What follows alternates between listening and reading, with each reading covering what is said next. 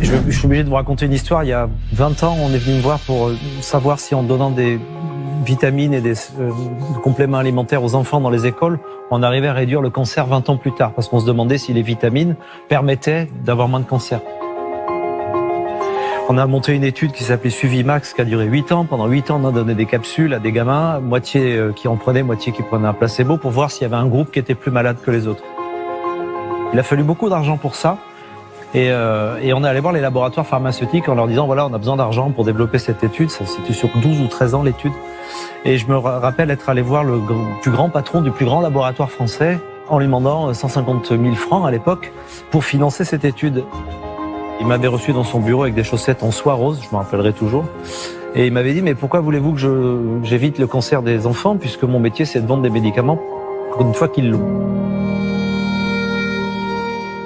Et je m'en suis jamais vraiment remis de cette phrase.